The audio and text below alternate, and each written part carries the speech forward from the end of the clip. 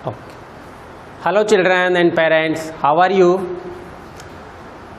I think you all right at your home. I am also fine here.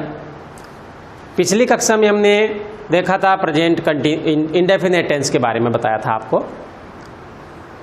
Indefinite tense में हिंदी वाक्यों के अंत में ता है, ती है, ते हैं, ता हूँ, ती हूँ आदि आते हैं। इसकी सहायक क्रिया डू और डज होती है। एक वचन सब्जेक्ट के साथ सहायक क्रिया डज का प्रयोग किया जाता है और बहुवचन सब्जेक्ट के साथ बहुवचनकर्ताओं के साथ डू का प्रयोग किया जाता है। प्रेजेंट इंडेफिनिट टेंस में क्रिया की फर्स्ट फॉर्म का प्रयोग किया जाता है, उसमें एस जोड़ा जाता है और हमने कुछ वाक्य बना करके भी उसका उदाहरण देखा था। आज हम सीखेंगे प्रेजेंट कंटिन्यूस टेंस। टेंस सीखने के लिए मैंने आपको बताया था कि क्रियाओं के रूप 3 फॉर्म ऑफ वर्ब आपकी ग्रामर में भी होंगे। आपको जहाँ कहीं से भी ये 3 फॉर्म्स ऑफ वर्ब क्रियाओं के रूप मिले उन्हें ज़रूर याद करें। कुछ तो मैंने भी लिखाए थे, जैसे कम मीन्स आना, केम मीन्स आया, कम मीन्स आ चुका, आ चुकी, आ चुके, डू, डिड, डन, सी, सा, सीन। इनको याद करेंगे तो हम इनको सीख सकेंगे। आज हम बात करते हैं प्रेजेंट कंटिन्यूस टेंस के बारे में। Present continuous tense.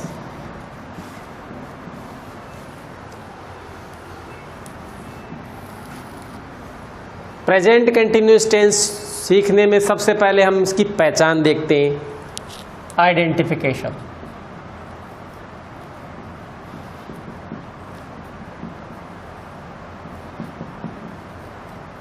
पहचान।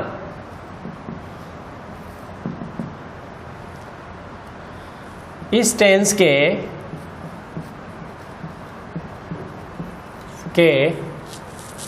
हिंदी वाक्यों के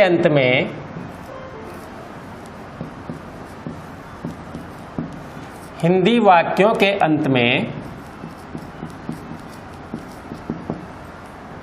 रहा है,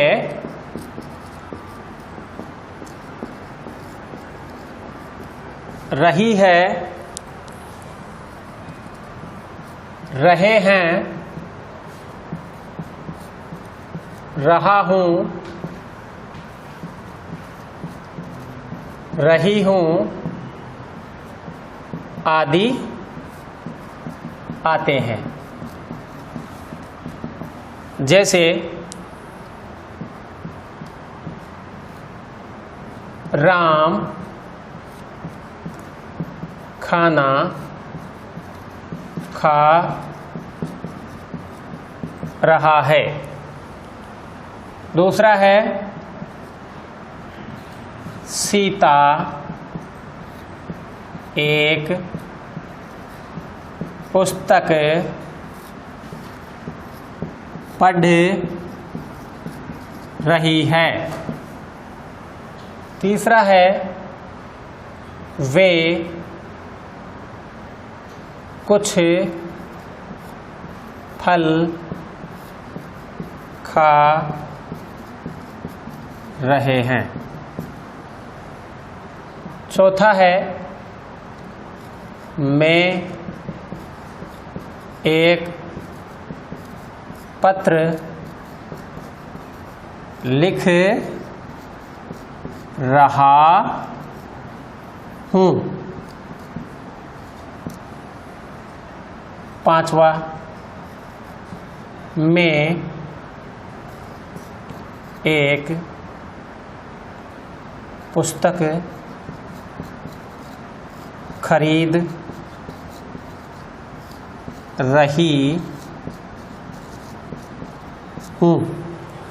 इन वाक्यों में हम देखेंगे तो इस टेंस के हिंदी वाक्यों के अंत में रहा है, रही है, रहे हैं, रहा हूँ, रही हूँ आदि आते हैं। जैसे राम खाना खा रहा है, इस सेंटेंस में हम देख रहे हैं कि ये रहा है इसके लास्ट में आ रहा है। दूसरा है सीता एक पुस्तक पढ़ रही है, तो इसमें आ रहा है रही है। थर्ड में देखेंगे वे कुछ फल खा रहे हैं, इसमें आ रहा है रहे हैं। चौथे में मैं एक पत्र लिख रहा हूँ, इसमें रहा हूँ आ रहा है। पांचवा देखेंगे मैं एक पुस्तक खरीद रही हूँ, तो इसमें रही हूँ आ रहे हैं। यदि ऐसे वाक्य आ जाए और उसके वाक्य में अंत में रहा है, रही है, रहे हैं, रहा हूँ आदि आ जाए, तो हम कह सकते हैं कि यह कौन सा टेंस है? Present perfect, present continuous. कौन सा है? Present continuous. आ गया समझ में? ठीक है। इस टेंस की दूसरे नंबर पे आता है, इस टेंस की सहायक क्रिया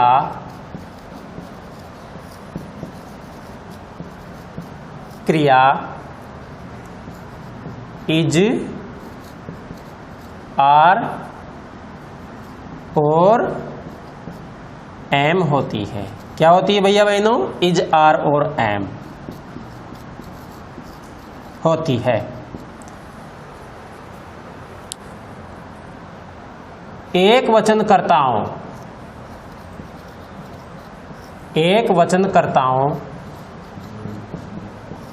जैसे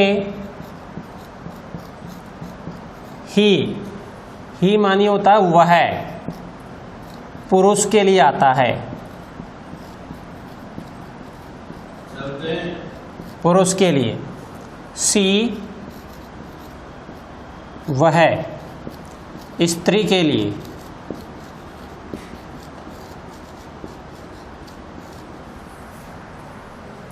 इट निर्जीव वस्तुओं के लिए।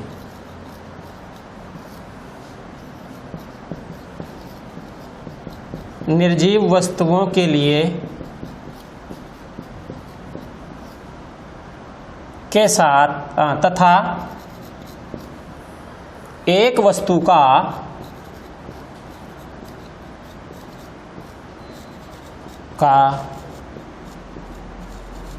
बोध कराने वाले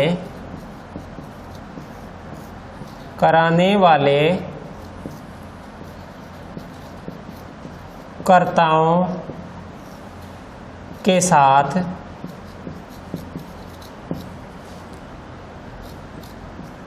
एचवी का मतलब भैया बहनों हेल्पिंग वर्ब होती है, और हेल्पिंग वर्ब को सहायक क्रिया कहते हैं। इज का प्रयोग किया जाता है। किसका प्रयोग किया जाता है इसके साथ? इज का प्रयोग किया जाता है। आगे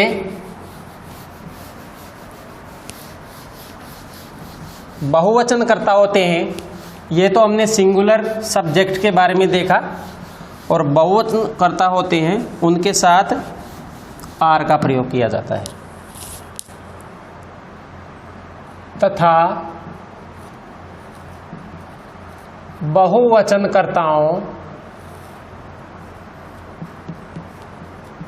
बहुवचनकर्ताओं प्लूरल सब्जेक्ट्स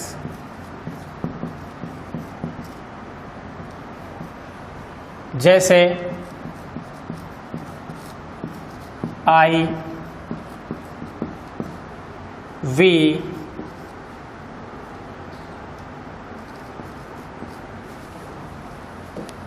यू,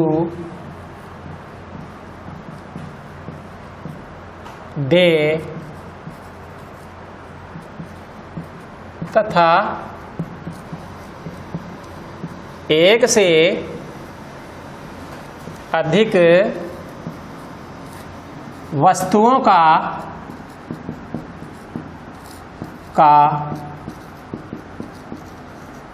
बोध कराने वाले कर्ताओं के साथ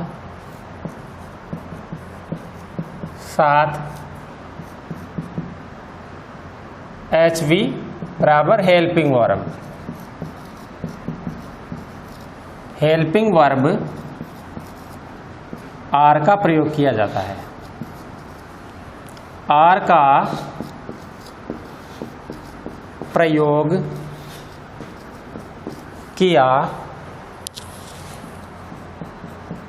जाता है। आई के साथ, आई मीन्स होता है में के साथ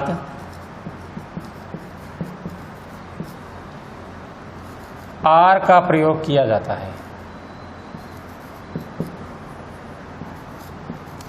आर का प्रयोग किया जाता है। एक वचनकर्ताओं के साथ इज का प्रयोग किया जाता है, बहुवचनकर्ताओं के साथ आर का प्रयोग किया जाता है, और आई कर्ता अर्थात मे के साथ एम का प्रयोग किया जाता है। एम, आई के साथ एम का प्रयोग किया जाता है, एम होता है, एम का प्रयोग किया जाता है। इसके बाद में आता है इस टेंस में वर्ब का यूज होता है। तो इसमें थर्ड नंबर पे आ रहा है, इस टेंस में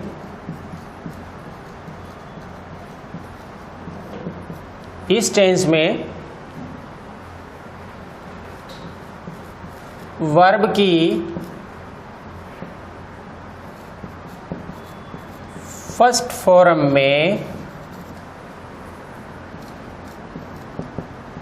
ING जोड़ दी जाती है। वाक्य बनाने का सूत्र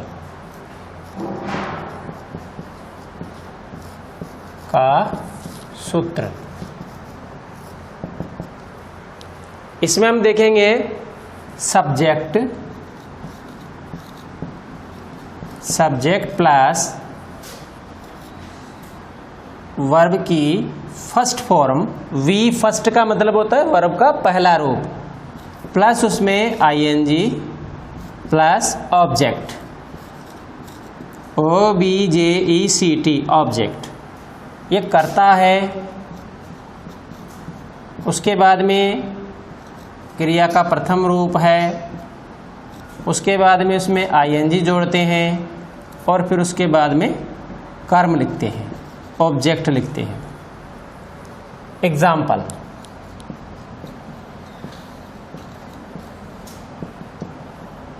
राम खाना खा रहा है। अब इसमें हम पहले सब्जेक्ट देखेंगे, तो सब्जेक्ट इसमें राम है, तो हम लिखेंगे राम। अब उसके बाद में देखेंगे वर्ब का फर्स्ट रूप, इसमें क्या कर रहा है राम क्या कर रहा है, खाना खा रहा है। तो खा रहा की स्पेलिंग होती है, खाने को कहते हैं ईट। अब ईट फर्स्ट फॉर्म है, उसमें हम ING जोड़ेंगे तो क्या हो जाएगा भैया बहनों, ईटिंग हो जाएगा। क्या हो जाएगा, ईटिंग। और उससे भी पहले सब्जेक्ट के बाद में हम सहायक क्रिया का यूज करते हैं। यहाँ पर राम सिंगुलर है, एक वचन है, तो इसमें एक वचन के साथ हमने ऊपर देखा था भाई इज का प्रयोग किया जाता है। किसका प्रयोग किया जाता है, इज का प्रयोग। यहाँ हम लिखेंगे इज, उसके बाद में क्रिया का फर्स्ट रूप है खाना, तो ईट, और उसमें ING जोड़ेंगे तो ईटिंग हो जाएगा। राम इज ईटिंग, अब क्या खा रहा है, खाना, तो खाने को कहेंगे food. Ram is eating food. आगे देखेंगे कुछ उदाहरण और देखते हैं जिससे आपको अच्छी तरह से समझ में आ जाएगा। मोहन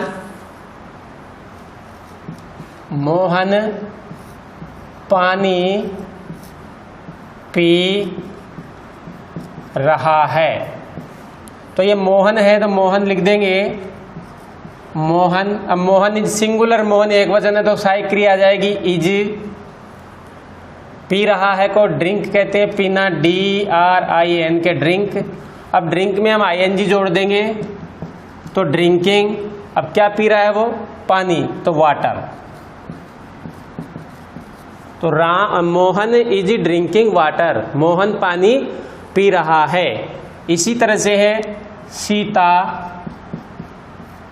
खाना पका रही है। तो सीता इज,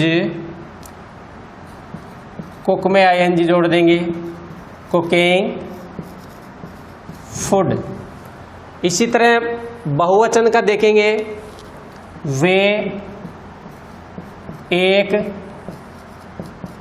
कार